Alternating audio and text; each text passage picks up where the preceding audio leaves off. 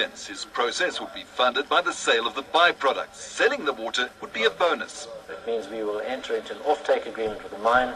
They will give us their junk. We will raise money and build a business around that, and it's a great story. This is an explosive mixture which could blow a van like this into tiny pieces. In today's test at Modderfontein, what were toxic metals from acid mine water have been added to the mix. It really is a symbolic day for the Earth team. So late last year, an amount of acid water about the size of a small swimming pool was about to prove the technology was sound.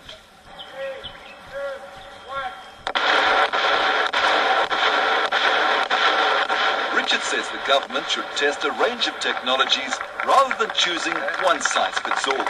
Well done, Rich, you're relieved. Hugely. Hey? Well, not relieved. We knew it would work. You knew it would work. Here in Randfontein is a pilot plant for the WOOC process, which was the front runner for the big cleanup. Jaco Schoeman is the CEO of the Western Utilities Corporation. Their plan is to pump the water from each basin to a central treatment station. This pilot plant is a miniature version of a proposed 14-hectare plant costing about R1.5 billion. WOOC uses a solution developed by the CSIR called the alkali barium calcium process to clean the water. What you see here today is just technology. There's 5 specific legs to the solution. Jaco has spent 4 years and R75 million in the hope that government will accept their pumping and treatment proposal.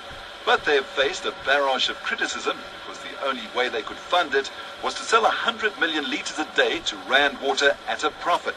The WOOC process was also the mining industry's answer to the problem. When we presented this plan to government, it was perceived as if we were trying to privatize water, which is against the Constitution.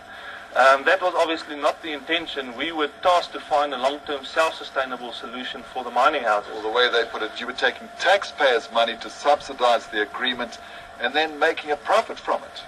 No, not really. Again, I think that's a perception that is there, which is not the case. We are prepared to do this entire project open book in terms of operating cost and capital cost.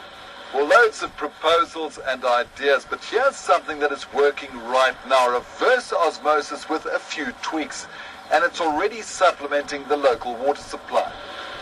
4 mines send their toxic water here to Anglo's eMalahleni plant in Mpumalanga. According to Terence, the water around the town is so polluted in some cases, it's unusable. The power stations in the Witbank and Middelburg area cannot use the local water for power generation. The salt level in the local rivers in the Middelburg area is so high now from coal mining that they can't use it. They have to import water from the Usutu and Kamati rivers. Back in 1995, the water was corroding the pipes at Anglo's mine so quickly that hydrologist Peter Gunter started researching different cleanup solutions. There was a water issue. The plant was corroding away, and we needed somebody to look at water. So as a challenge, I took it up.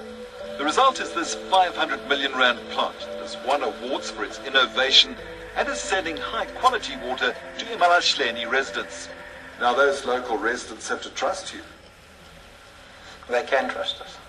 When you look at the water as it comes through initially, it looks like a lost cause.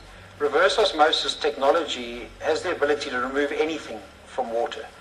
And with the mine waters that we've got, we know that we can make good potable drinking water from this. The way it works is that the water comes in from the 4 different mines like this. The water is then pre-treated using lime and limestone to neutralize the acidic water. The solids are then separated out into these enormous tanks, and then the water is taken through a 3-stage desalination process to remove the salt. The plant is expanding and will soon release no salt water as waste. The downside is it's expensive, and in effect, they make a loss on the water they sell. But this water doesn't come cheap. What, 11 Rand a kilolitre? 11 Rand per kilolitre is the right amount at the moment, but the other focus is also going for zero waste. That will help reduce our cost over time. And they are turning their waste into houses.